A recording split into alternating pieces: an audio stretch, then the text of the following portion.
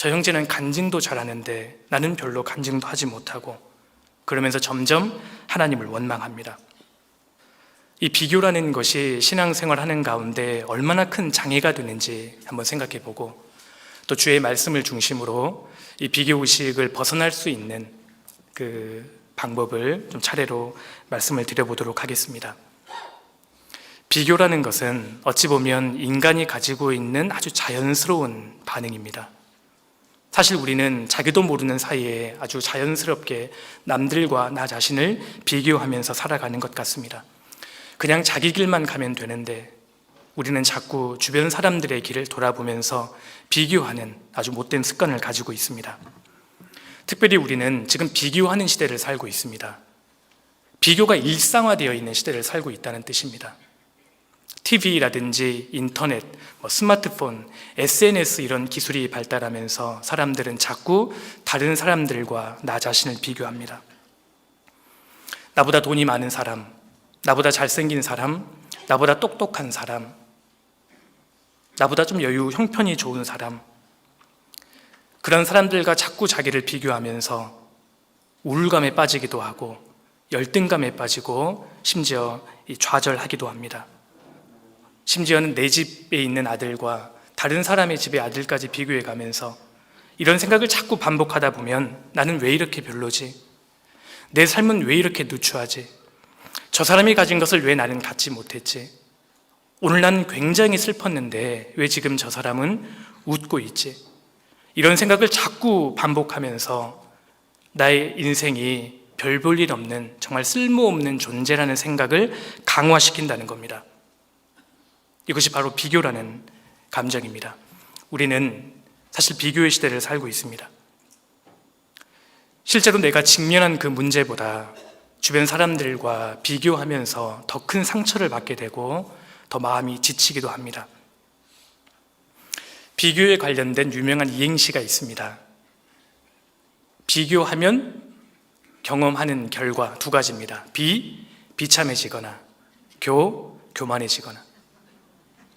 주변 사람들과 나 자신을 자꾸 비교하면 크게 결과는 두 가지입니다. 비참해지거나 그리고 교만해지거나. 여하튼 이 비교는 본질적으로 고통을 수반합니다.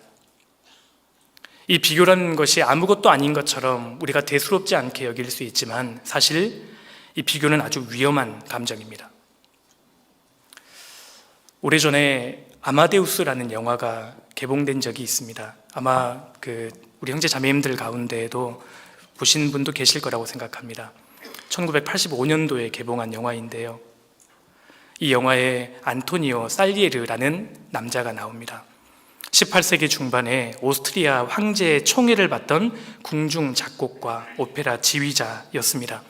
그는 가난한 가정에 태어났지만 차곡차곡 정말 성실하게 노력해서 그리고 뛰어난 처세술로 성공한 인물입니다.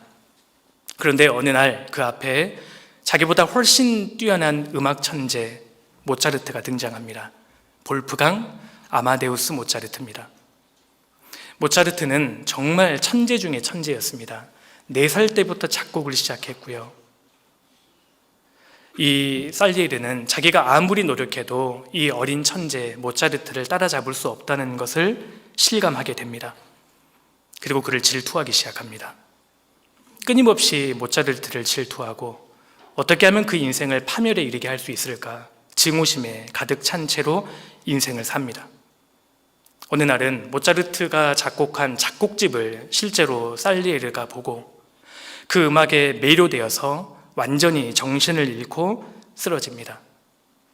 그리고 정신을 차린 그가 머리를 헤치고 정말 실성한 사람처럼 하나님께 대드는 장면이 영화에 나옵니다. 하나님, 저는 평생 성실하게 살았습니다. 저는 지금까지 잠을 줄이면서 정말 노력해 왔습니다. 그런데 술집에서 저렇게 방탕하게 살아가는 모차르트의 음악은 내가 평생 노력한 작품들을 하찮은 낙서처럼 보이게 만듭니다. 하나님, 어째서 하나님께서는 살리에르를 만들고 모차르트를 만드셨단 말입니까? 도대체 제가 당신에게 무슨 잘못을 했길래 저한테 이러시는 겁니까? 결국 이 살리에르는 질투심에 사로잡혀서 모차르트의 죽음을 계획하게 되고 결국 모차르트가 죽은 다음에는 죄책감에 시달리면서 수차례 자살을 시도하고 결국 정신병원에 수감됩니다. 참 이상한 일 아니겠습니까? 모차르트를 제외하면 그는 당대 최고의 음악가였습니다. 자기 발 밑에 전 인류가 있음에도 불구하고 자기 위에 한 사람이 있는 것 때문에 불행해집니다. 이것이 바로 비교라는 감정입니다. 우리가 구원을 받았다 할지라도 우리 마음 가운데 이 비교를 품게 되면 그때부터 우리 인생은 불행해지고 메말라 가버립니다. 그런데 성경을 보면 이 비교의식의 배후에는 마귀가 있습니다. 마귀는 하나님과 자기를 비교하면서 내가 지극히 높은 자와 비기리라, 하나님의 자리와 자기 자리를 비교하면서 내 보좌를 높일 것이다. 결국 천사가 마귀가 된 이유는 비교와 교만 때문이었습니다. 그뿐만이 아니라 이 마귀가 하와를 넘어뜨릴 때에도 비교의식을 부추겼습니다. 너희가 그것을 먹는 날에는 너희 눈이 밝아서 하나님과 같이 되어 선악을 알 줄을 하나님이 아심이라. 감히 하나님과 하와를 비교하게끔 만들었다는 겁니다. 이 선악과를 먹으면 하나님처럼 되는 것을 하나님이 두려워하신 거야. 이 말을 하와가 듣자마자 하와는 불행해지기 시작합니다. 마귀는 지금도 사람을 넘어뜨리기 위해서 이 비교의식을 부추깁니다. 성경에도 비교하다가 인생이 망해버린 사람들이 사실 굉장히 많이 나옵니다. 동생 아벨과 자기를 비교하다가 비참해진 가인이 있었습니다. 여호와께서 아벨과 그 제물은 연락하셨지만 자기를 받아주시지 않는 겁니다. 그는 비교하다가 결국 분노하고 안색이 바뀌었습니다. 모세와 자기를 비교해서 비참해진 고라당이 있었고, 다윗과 자기를 비교해서 비참해져 버린 사울 왕이 있었습니다. 한번 찾아보시겠습니다. 사무엘상 18장입니다. 요한복음 21장은 좀 잡아두시면 좋겠습니다. 사무엘상 18장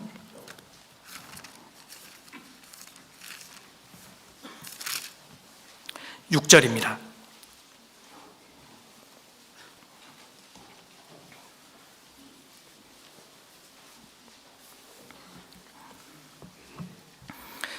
사무엘상 18장 6절, 무리가 돌아올 때 곧 다윗이 블레셋 사람을 죽이고 돌아올 때 여인들이 이스라엘 모든 성에 나와서 노래하며 춤추며 소고와 경새를 가지고 왕 사울을 환영하는데 여인들이 뛰놀며 창허하여 가로되 사울의 죽인 자는 천천히요 다윗은 만만이로다 한지라. 당시에 전쟁터에서 큰 공로를 세우고 개선 장군이 돌아오면 왕이 직접 나아가서 맞이하는 관례가 있었습니다. 사울이 다윗을 맞이하고 있는데 그때 이 이스라엘 여인들이 왕을 맞이하면서 이렇게 노래를 불렀습니다. 사울의 죽인 자는 천천히요 다윗은 만만이로다. 아마 이 비교하는 여인들 배후에 마귀가 있었을 걸로 생각합니다. 이 말이 사울왕 마음에 박히게 됩니다. 백성들이 나를 지는 태양으로 보는구나. 나보다 다윗을 훨씬 더 크게 생각하는구나. 8절 보십시오.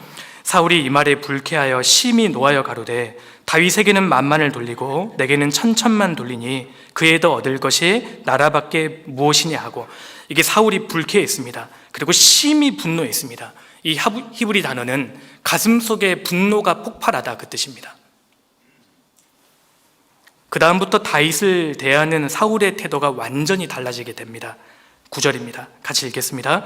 그날후로 사울이 다윗을 주목하였더라. 사울이 이때부터 질투심이 가득한 눈빛으로 다윗의 일거수일투족을 주목하기 시작합니다. 지금 사울의 나이가 다윗보다 최소 20살 이상이나 연상입니다. 일국의 왕이 이제 막 장교가 된 어린 다윗을 질투하기 시작합니다. 동화 백설공주에서 여왕이 날마다 거울에게 묻지 않습니까? 거울아 거울아 이 세상에서 누가 가장 예쁘니? 그때 백설공주 나이가 10대 중반 소녀입니다. 아니 40대 중반 이 아줌마가 10대 소녀와 자기를 비교하면서 매일 아침 머리를 쥐어뜯으면서 질투심에 사로잡힙니다. 이 쓸데없는 비교의식이 우리 인생을 얼마나 추악하게 만드는지 모릅니다. 사울이 그러 있습니다. 이것을 마귀가 부추깁니다. 아니, 사울 입장에서 한번 생각해 보십시오. 다윗과 같은 장군이 있으면 얼마나 든든하겠습니까? 이게 얼마나 좋은 일입니까? 그런데 질투심에 사로잡히니까 이때부터 사울의 인생은 초라하고 비참해지기 시작합니다. 다윗을 질투하고 다윗을 자꾸 비교하다가 이제 어느덧 다윗이 든든한 부하 장수로 보이는 것이 아니라 자기 자리를 위협하는 역적으로 보이기 시작하는 겁니다. 형제 자매님들, 우리가 나의 적을 누구로 설정하는가에 따라서 우리 인생의 향방이 완전히 달라져 버립니다. 도대체 나의 적이 누구로 설정할 것인가에 따라서 내 인생의 향방이 달라집니다. 이 당시 사울 왕의 주적이 누구였습니까? 사울 왕의 주적은 블레셋이었습니다. 근데 이 순간부터 이제 사울의 주적은 블레셋이 아니라 다윗이 되어버립니다. 다윗과 비교하다가 그를 질투하다가 이제 살인까지 계획하게 되죠. 이처럼 비교의식은 아주 무서운 감정입니다. 마귀가 사용하는 대표적인 감정이 바로 이 비교의식, 질투, 시기입니다. 심지어 구원받은 그리스도인도 그럴 수 있습니다. 교회 안에서 다른 형제 자매와 나를 자꾸 비교하고, 이렇게 비교가 일상화된 그리스도인들은 하나님께 절대 감사할 수 없습니다. 그리고 더 나아가서는 하나님과 교회에 대해서 원망을 쌓아갈 수 있습니다. 저 형제가 맡은 직분과 내가 맡은 직분을 서로 비교하면서, 저 자매의 남편은 구역장 봉사를 하고 있는데 지금 내 남편은 아무것도 하지 않고 있고, 이런 식으로 자꾸 비교를 해간다는 겁니다. 저 형제는 간증도 잘하는데 나는 별로 간증도 하지 못하고, 그러면서 점점 하나님을 원망합니다. 다른 사람과 나 자신을 비교하고 열등감에 빠지면 결국 내 인생은 초라해지고 비참해집니다. 그 배후에 마귀가 있습니다. 베드로가 주님께 이렇게 여쭈었습니다. 주여, 이 사람은 어떻게 되겠습니까? 그런데 놀라운 것은 이 엉뚱한 질문에 대한 주님의 대답입니다. 주님의 이 짧은 대답의 말씀은 도대체 비교의식에서 벗어날 수 있는 방법을 우리에게 제시해 줍니다. 특별히 마지막 때를 살고 있는 그리스도인들에게 삶의 지침이 되는 그런 말씀이기도 합니다. 요한복음에서 가장 마지막으로 나오는 주님의 말씀이기도 합니다. 잠깐 본문으로 돌아가겠습니다. 요한복음 21장입니다.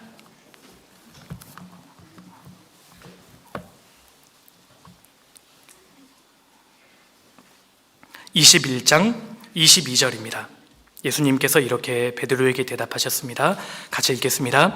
예수께서 가라사대 내가 올 때까지 그를 머물게 하고자 할지라도 내게 무슨 상관이냐, 너는 나를 따르라 하시더라.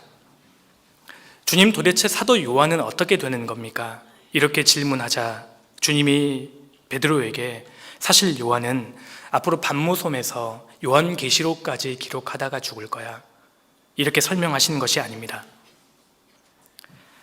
내가 올 때까지 그를 머물게 하고자 할지라도 내게 무슨 상관이냐. 주님께서 크게 두 가지의 말씀을 하셨는데 이것이 바로 첫 번째 말씀입니다. 내게 무슨 상관이냐. 베드로, 너 왜 지금 요한에 대해서 질문하는 거야? 너 왜 지금 요한에 대해서 질문하고 있는 거야? 주님이 조금은 냉정하게 지금 선을 그으셨습니다. 이 말씀은 형제에게 무관심하라는 뜻이 아닙니다. 여기에서 지금 베드로가 가지고 있는 관심은 좋은 관심이 아니었지 않습니까? 혹시 예수님께서 자기보다 요한을 더 귀하게 사용하시면 어떡하지? 이러한 질투심으로 묻는 질문이었습니다.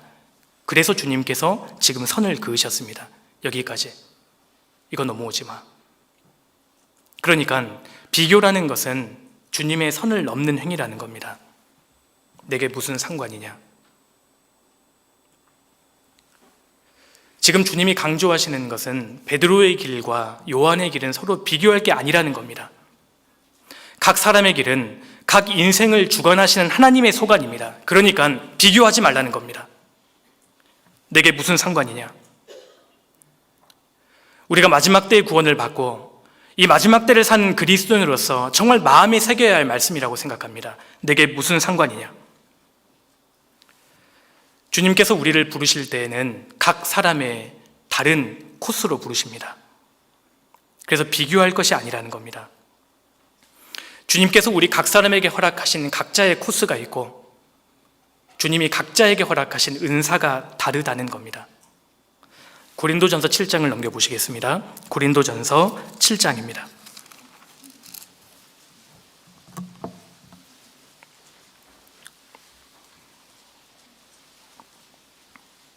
(7장) 7절입니다. 사도 바울이 이렇게 말씀했습니다. 7절 같이 읽겠습니다. 나는 모든 사람이 나와 같기를 원하노라. 그러나 각각 하나님께 받은 자기의 은사가 있으니 하나는 이러하고 하나는 저러하니라. 그러나 각각 하나님께 받은 자기의 은사가 있으니 주님이 우리에게 허락하신 각자의 은사가 다 다르다는 겁니다. 하나는 이러하고 하나는 저러하니라. 우리가 지금 다 설명할 수 없고 다 이해할 수 없지만 모든 것을 아시는 하나님께서 우리 각 사람에게 주신 인생의 코스가 있습니다. 각 사람에게 주신 은사가 다릅니다. 각각 하나님께 받은 자기의 은사가 있으니 하나는 이러하고 하나는 저러하니라. 그러니까 비교하지 말고 하나님이 허락하신 인생의 코스 안에서 최선을 다하라는 말씀입니다. 성경은 그것을 말씀합니다. 갈라디아서 6장도 한번 넘겨보시겠습니다. 갈라디아서 6장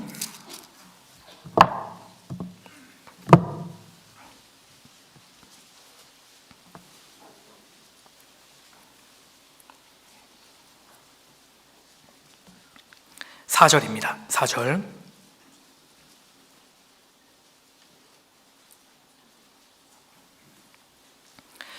각각 자기의 일을 살피라. 그리하면 자랑할 것이 자기에게만 있고 남에게는 있지 아니하리니. 같이 읽겠습니다. 각각 자기의 짐을 질 것임이니라. 각각 자기의 일을 살피라. 하나님이 허락하신 나만의 코스에서 최선을 다하라는 말씀입니다. 각각 자기의 일을 살피라. 그리하면 자랑할 것이 자기에게만 있고 남에게는 있지 아니하리니. 그러면 남과 비교하지 않고도 자기 자신이 한 일을 자랑스럽게 여길 수 있을 것이다, 그 뜻입니다. 그렇기 때문에 각각 자기의 짐을 질 것임이니라. 하나님께서 우리 각 사람에게 맡기신 은사가 다르고 우리 각자에게 허락하신 인생의 코스가 있습니다. 그러니까 비교하지 말고 각각 자기의 짐만 지면 됩니다. 각각 자기의 짐을 질 것임이니라. 베드로가 가야 할 길이 달랐고 요한이 가야 할 길이 달랐습니다. 그리고 야고보가 가야 할 코스가 달랐습니다. 로마의 복음을 전하다가 십자가에 거꾸로 못 박혀 죽는 것은 베드로가 짊어져야 할 십자가였습니다.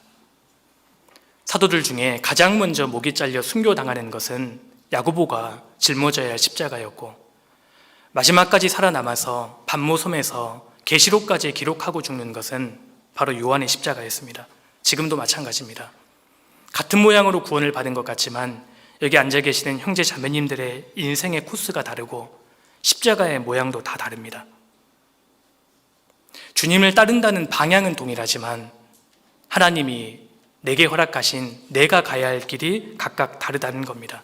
그러니까 비교하지 말아야 합니다. 내게 무슨 상관이냐? 내 인생의 길이 다른 사람의 길보다 어렵든 수월하든 내가 지금 겪고 있는 고난이 다른 분의 고난보다 깊든 아니면 적든 상관없이 비교하지 말아야 합니다. 주님이 말씀하실 겁니다.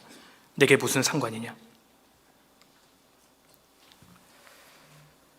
주님이 허락하신 선 안에서 최선을 다하고 만족하면 주님께서 거기에 대해서 상급으로 갚아주신다는 겁니다. 마태복음 25장을 보면 달란트 비유가 나옵니다. 주인이 각 종들에게 각 재능에 따라 달란트를 다르게 나눠줍니다. 그런데 5달란트를 받아서 5달란트를 남긴 종과 2달란트를 받아서 2달란트를 남긴 종에게 하신 주인의 칭찬이 완벽하게 동일합니다. 한번 찾아보시겠습니다. 마태복음 25장입니다.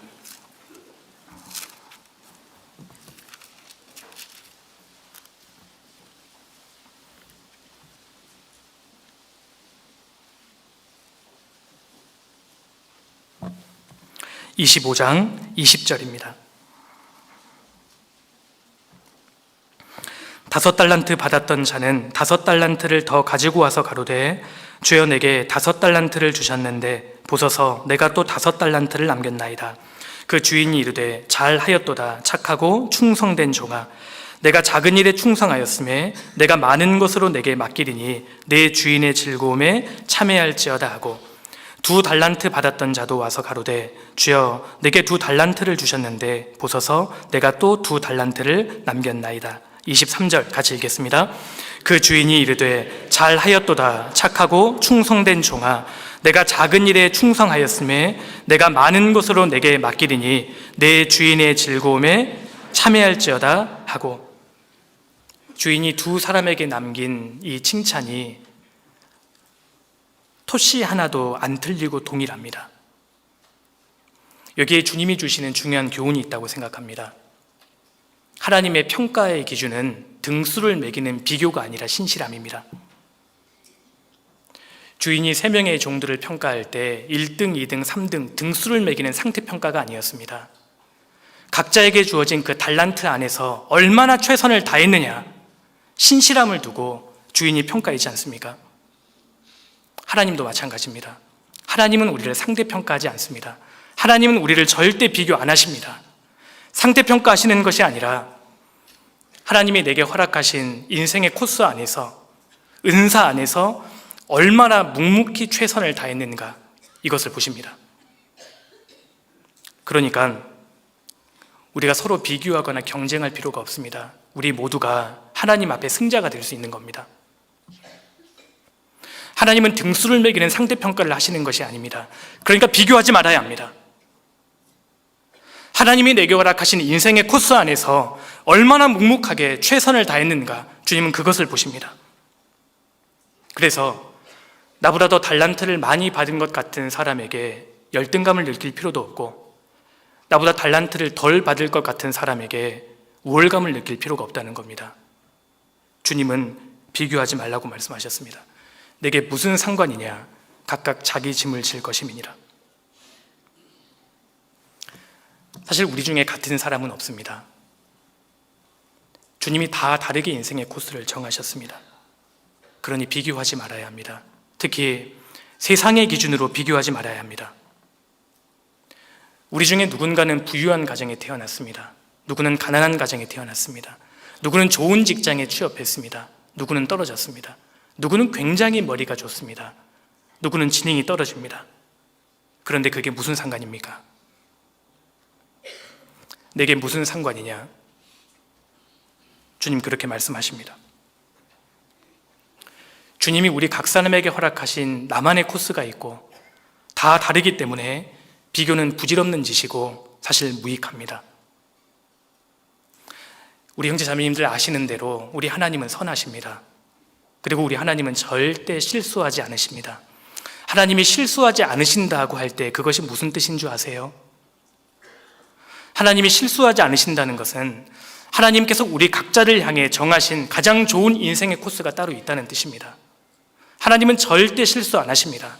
우리 각 사람을 빛나게 세우시는 방법과 때가 다 다르다는 겁니다. 그러니까 비교하지 말아야 합니다. 구원받은 그리스도인들은 비교하는 것을 중단해야 합니다. 우리에게는 비교가 필요한 것이 아니라 우리에게 믿음이 필요합니다. 형제 자매님들, 지금 내 마음이 답답하고 정말 내키지 않아도 정말 하나님을 믿으십니까? 우리가 비교하지 않음으로써 내가 구원받은 그리스도인이라는 것을 증명해 보여야 합니다. 비교하지 않는 것은 하나님을 믿는다는 증거입니다. 주님이 첫 번째 그렇게 말씀하셨습니다. 내게 무슨 상관이냐? 주님은 선을 그으셨습니다. 그리고 두 번째, 베드로에게 또 이렇게 말씀하십니다. 요한복음 21장 본문으로 돌아가 보겠습니다. 21장 22절입니다.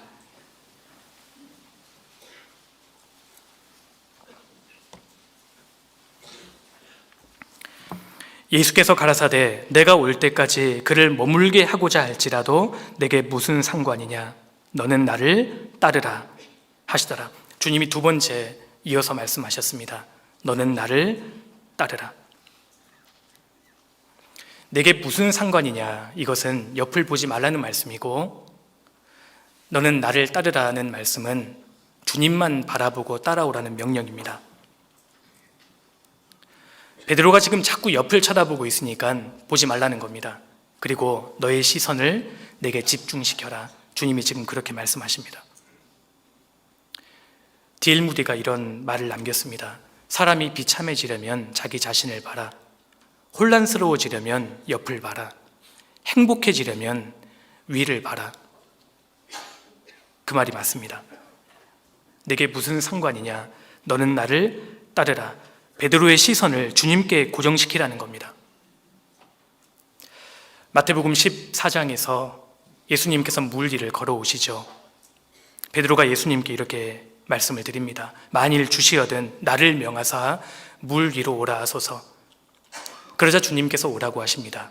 베드로가 주님만 바라보고 갈 때에는 바다 위를 걸었습니다. 근데 갑자기 파도가 보이기 시작하니까 물속에 빠졌지 않습니까? 만약에 베드로가 끝까지 주님께만 시선을 고정시키고 앞을 보고 갔다면 주님 있는 곳까지 베드로는 걸어갔을 거라고 생각합니다. 신앙생활은 주님만을 바라보고 전진하는 생활입니다. 지금 주님이 그 말씀을 하시는 겁니다. 주변 사람 바라보지 말고, 주변에 있는 폭풍과 파도 보지 말고 나만 바라보고 따라오라는 주님의 명령입니다. 구원받은 그리스도인은 자기 시선을 지켜야 합니다. 주님께 자기 시선을 고정시킬 필요가 있습니다. 믿음의 주여, 또 온전케 하시는 이인 예수를 바라보자. 그 말씀대로 그리스도인들은 자기 시선을 고정시켜야 합니다. 너는 나를 따르라. 구원받은 그리스도인이 정말 주님께만 시선을 고정시키고 주님만 따라갈 때에 자유로움을 경험할 수 있고 남은 생애를 힘있게 살 수 있을 거라고 생각합니다. 여기에 대해서 정말 경계가 되는 인물이 이 구약 성경에 나오는 사울 왕입니다. 사울은 자신의 시선을 지키지 못했습니다. 자꾸 주변 사람들을 주목하고 비교했습니다. 사울은 골리앗을 바라봤습니다. 전쟁터에서 40일 동안 골리앗이 아침 저녁으로 자기 몸을 나타냈을 때 사울은 골리앗을 보면서 두려워했습니다. 골리앗과 자기 자신을 비교했습니다. 그리고 사무엘이 책망했을 때 사무엘 눈치 보는 거 보십시오. 주변 백성들의 여론을 자꾸 의식합니다. 그리고 사울은 다윗을 의식합니다. 사울의 죽인 자는 천천히요 다윗은 만만이로다라는 이스라엘 여인들의 이 창화 소리를 평생 마음에 담아두고 그날 후로 사울이 다윗을 주목하였더라. 사울은 시선을 지키지 못했습니다. 그래서 그 인생이 완전히 망해버립니다. 그에 반해서 다윗은 시선을 지켰습니다. 40일 동안 골리앗이 전쟁터에 자기 몸을 나타냈을 때 다윗은 골리앗 보지 않았습니다. 다윗은 베들레헴에 있었습니다. 베들레헴에서 양을 치고 있었고 틀림없이 그는 하나님을 묵상하고 있었을 겁니다. 사울이 골리앗을 보는 시간에 다윗은 하나님을 보고 있었습니다. 그래서 그 마음에 하나님으로 점점 가득 차기 시작했고 그래서 그는 거인 골리앗 앞에서 두려움 없이 당당하게 설 수 있었습니다. 하나님이 마음속에 가득 채워졌기 때문에 다윗 보기에 골리앗은 거인이 아니라 하나님을 모독하는 할례받지 않는 사람 그 이상 그 이하도 아니었습니다. 다윗은 하나님을 묵상하고 있었습니다. 그래서 사무엘상 17장을 보면 실제로 다윗이 골리앗에 대한 이야기보다 하나님과 관련된 이야기를 4배가량 더 많이 합니다. 그 당시 이스라엘의 관심은 골리앗이었습니다. 사울의 관심도 골리앗이었습니다. 근데 다윗의 관심은 하나님이었습니다. 너는 나를 따르라. 하나님께 시선을 집중하고 시선을 지킨 사람이 다윗입니다. 이 말씀을 보면 다윗은 밤마다 주님 앞에서 하루를 반성하는 시간을 가졌던 것 같습니다. 그래서 주님의 훈계를 들었습니다. 밤마다 내 심장이 나를 교훈하도다. 다윗은 하루하루 정말 바르게 살기를 원했습니다. 그래서 매일 밤 자기의 삶을 돌아보고 하나님의 훈계를 받았습니다. 그리고 8절에는 다윗의 일상생활이 나옵니다. 내가 여호와를 항상 내 앞에 모시며, 다윗은 주님을 바라보고 주님께 시선을 집중하고 주님을 자기 앞에 모셨습니다. 항상 주님을 앞에 모셨다는 것은 범사의 주님을 인정하고 주님을 바라보고 주님을 의지하고 주님 뜻대로 행했다는 뜻입니다. 그래서 그가 내 우편에 계심으로 내가 요동치 아니하리로다. 주님을 항상 다윗은 앞에 모시고 살았기 때문에 주님께 시선을 집중시켰기 때문에 그의 인생은 요동하지 않았습니다. 그래서 골리앗 앞에서도 그는 용감했고 수많은 전쟁터에서도 그는 비교하지 않고 담대히 할 수 있었습니다. 다윗은 사울과 자기를 비교하지 않았습니다. 그래서 사울 앞에서도 담대히 행했습니다. 그가 내 우편에 계심으로 내가 요동치 아니하리로다.